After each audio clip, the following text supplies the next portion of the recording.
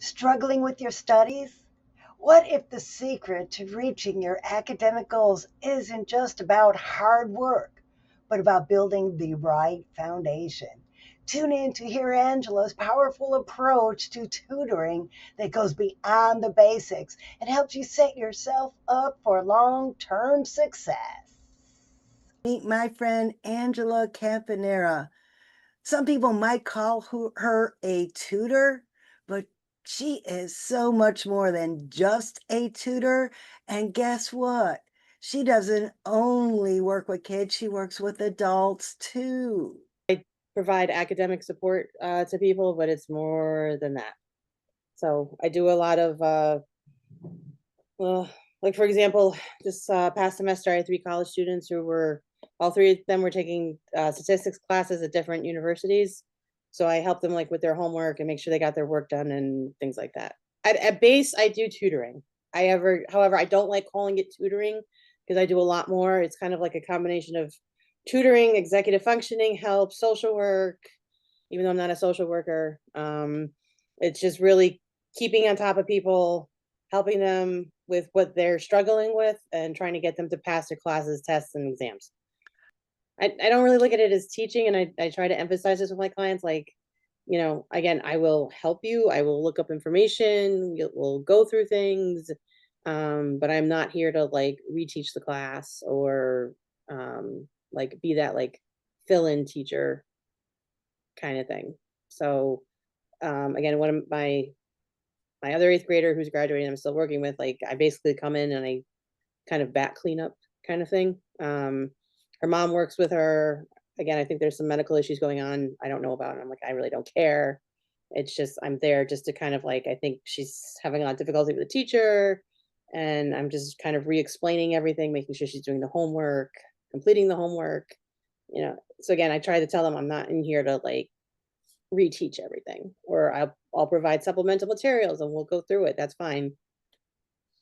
Or if I have to repeat the chapter 9 times because somebody needs to hear it 9 times, I'll do the same thing. So that's why, again, I try not to say tutoring because people just kind of put you in that little box, and then they're like, what subject? And I'm like, well, depends on the day.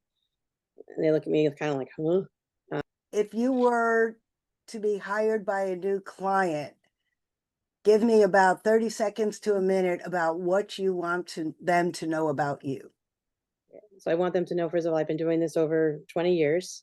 I work with all ages, backgrounds, abilities, and needs. So I can work with everybody who's early literacy, starting grammar school age, all the way through, I say, mature adult.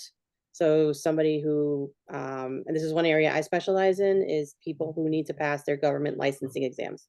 So like real estate, cosmetology. That's why I say I don't go in and I reteach the class. We go over information and make sure we understand what's going on and how to answer the questions presented, whether it's again for a test, quiz, or homework. Do you also do SAT, ACT prep? Yes, I do. That's going to be huge coming up when the school year starts again. Yeah, that's again, testing is one of the big things. Again, I don't do the testing myself, and I don't evaluate people. I'm not a certified evaluator. I've actually had people hang up the phone, and I tell them I don't like retest their child again. Again, I come in and I say, okay, tell me where we are. So, like for example, I had somebody inquire a couple weeks ago about her 11-year-old daughter, and I said, okay, we'll start with multiplication and division because she said she's struggling with math. So I said, okay, well, that's usually where I start unless I hear otherwise from either the parent or the student. Start with multiplication and division because every math that you're going to be using from 11 years old on has to do with multiplication and division. So again, if somebody's not confident in their multiplication and division, then there's gonna be struggles with everything else because that's really all you're using. Um, yeah, even square roots, you have to know, again, your 2 times 2 is 4, and then square root of 4 is 2 because you're doubling your 2. You make it sound so simple. So now, can you tell us a story about how a student came to you struggling and how you helped them get off that struggle bus? Okay, so I have a young lady. She is 26 6, I believe. So she's been working on her early childhood education associate's degree online for several years, and I was referred through a mutual friend. And so I picked up with her about halfway through when she was working on her degree. And again, like I said to you, I don't like really teach the material. However, I was mainly helping her, number one, get organized with the material. Number two, help her email the professors. And number three, put together her papers and her assignments. So she just completed the online degree this past spring. I think it was February or March. She finally received the degree. That's one story. Do you want a couple more? Yes, please. Okay. So I have an 8th grader who I've been working with the last 2 years. Her mom basically hired me to back cleanup, and I'm helping her with math. Again, I don't reteach the class. I bring in supplemental materials. We go over her homework. We make sure she's completing any assignments. And if I need to, I do re-explain the concept and what's going on, so to speak. And that's, again, she's managed to maintain a B, either a B plus or low A average these last couple of years. And right now I'm also working with 2 7-year-olds for early literacy. Both of them were struggling in reading with their schoolwork, and both mothers have sung my praises about now that they're actually reading. So I do use, again, I'm not certified in it. However, I do use Orton Gillingham materials for them. So, do you have Can any you questions? explain what that means? Because I have never heard of that before. Oh, Orton Gillingham? Yes. Okay. So Orton Gillingham were two, I want to say doctors or professors. One was a man, one was a woman. And they basically studied how people acquire language. And English is a very interesting language because as much as people talk about like Latin and Greek roots in English, most of our Greek roots are medical and scientific terminology. Latin, we use it all the time.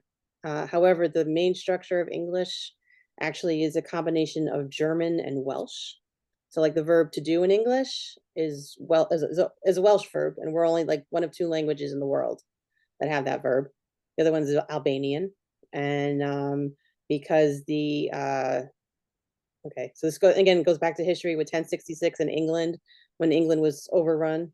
I think it was the Normans. I'm getting my history correct here.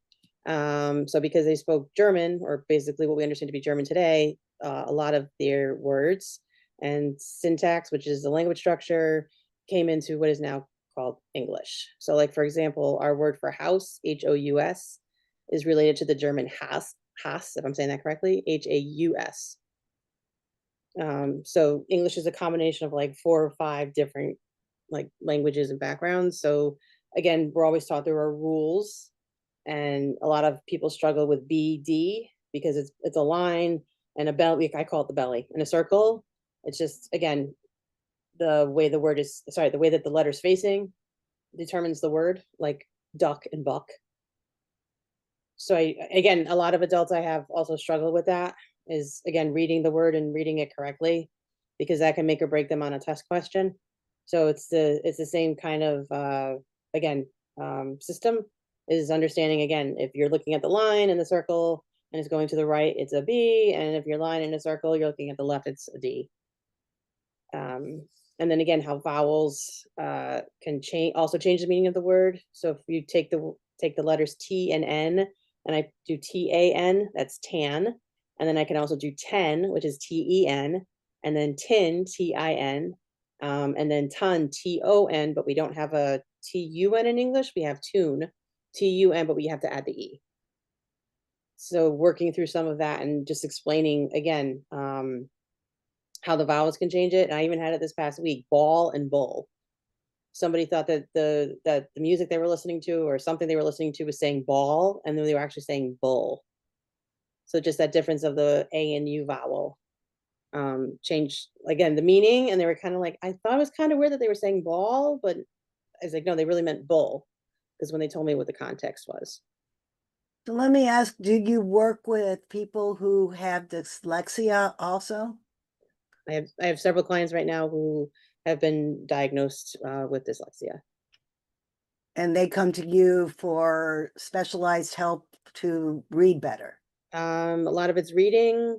A lot of it, again, going back to what I was talking about before, like with organization, again, making sure that they understand the questions. Like one young man I'm working with right now, I'm working on breaking down the word structure, to helping him with spelling. And then I also help him with math, again, reading the problems, and then again, doing the step-by-step process, with multiplication. Oh, yes, the word problems. Math would be so much easier without them, but it wouldn't be necessary without them either. Mm, I have had this conversation with a lot of people, and while I understand the need for testing, especially state licensing testing, like, you need to drive a car, I think sometimes it's a little overkill, with some of the things. So, again, I've had this a lot with some of the cosmetology clients I've worked with, where they're like, "Why do I need to know this?" And I'm like, "Well, the state wants you to understand that, like, before you work on a client, you have to, wash your hands and wear your gloves, and they're going to test you on that." The majority of the cosmetology test is infection control, along with the basic chemistry for, again, hair dye. So, I said, if you're dyeing somebody's hair, especially with some of these chemicals, you need to know what you're doing, and they need to make sure of that. Some tests, like the real estate exam, I'm kind of like, "Oops, oh," um, with some of the questions. However, again, especially like with the law part, you do need to, again, know the law. It's the math that people get really angry at. I've seen that a lot. And just trying to, again, I try to use the analogy, like if you're in a bar and somebody comes up to you and is like, "Hey, I have this piece of property I want to sell," and you can't do the math, they're not going to want you as a real estate agent. So, again, the hard part is now, because everybody has apps, and they're like, "Wow, you know, when I'm working, I'm just going to use the app." And I'm like, "That's fine and great and wonderful, but you need to at least be able to do the basic math, even if not on, just a calculator. Just be able to do it on a calculator. At least give them an idea.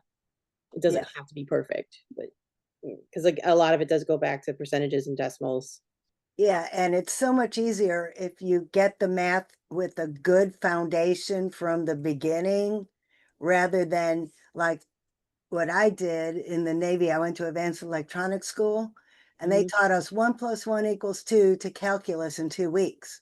Hmm. Well, I was great all the way up until basic algebra because I hated math and I did only the bare minimum to get through the class in high school.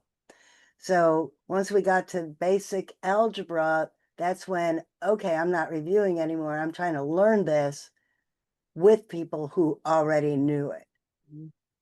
You never know what you or your child might need to know in the future.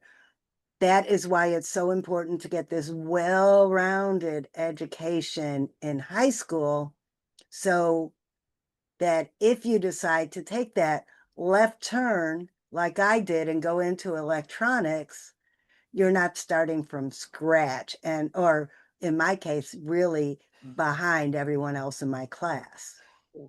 And I do have a lot of those conversations either with the client themselves or with their parent. And because again, I get a lot of resistance, and they're like, "Why do I need this? I'm not going to need this. Why do I need?" I hear it all the time. "I'm never going to use this. Okay, you know."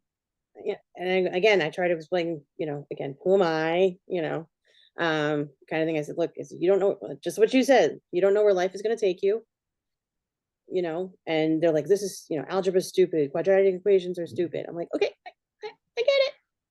I get it. I get it. Okay." It's not something, and I even say to them, I even had one of my clients call me out about the null hypothesis in statistics this semester. He's like, "Well, when was the last time you did this?" And I'm like, "I don't even remember." I'm completely honest with you, because I said, "You know why? Because number one, I can look it up. Number two, you're supposed to know it. Okay. And number three, I don't do statistics every day. That's not my profession. You may end up in statistics because he wants to do computer science." Oh, you need to know that. Yeah, Yeah, you need to know statistics. statistics, and again, back to my argument of, I'm here to help you, just kind of making sure you're doing what you're supposed to do. I'm not here to reteach everything. And one question I always ask everybody, and it drives some people crazy, I'm like, how did your teacher teach you this? What did your teacher say about this? What did your professor say about this? How was it explained? And they just look at me and I'm like, well, again, I was like, again, everybody's unique, everybody's an individual. Okay. One professor is not going to explain the same concept the same way another professor is. There are some things that are like textbook, but however, once you get into, again, something like statistics or algebra, everybody has their different methods of explaining. And that's true. When I was tutoring college algebra and when I was in college, I went back to my time in electronic school and I used Ohm's law. Mhm.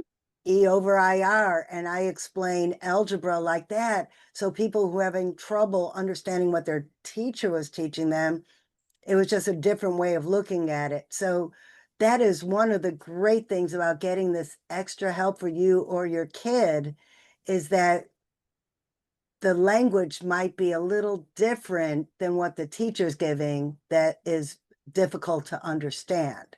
So needing help is not something to be ashamed of or it shouldn't be a stigma. You might just have to hear it in different words or in a different way, just like my college students who didn't understand the plain math, but when I put it into terms of resistance and electrons and all of that, then all of a sudden they understood it. It made sense. So I want everybody to consider if you are struggling, find someone who could help you. So, Angela, how could people get in touch with you if they want to investigate if you're the right one to help them? So the best way to reach me is either phone or email. Phone number 203-414-5176, or you can email me at yourmindandbloom, all one word, at yahoo.com. And I will be putting that in the chat so everybody could see how to find you. Thank you. Are there any last words you would like to tell the audience? I live by the philosophy of seize the day and know something about everything and everything about something. Again, we need to be well-rounded in society. I know a lot of people have their favorite thing. We all have our favorite thing, but just, again, I know some people don't like watching the news, and that's okay. However, you just need to know what's going on and don't get frustrated because again, we're all learners, and especially when it comes to something like reading or math, we all read and intake things. We can all read and intake something differently because we're all unique individuals and we take something, everybody takes their own unique perspective away from the same thing. And each teacher teaches through their unique perspective. Yep. So if your child is struggling with the teacher they have, they might just need to hear it in a different voice.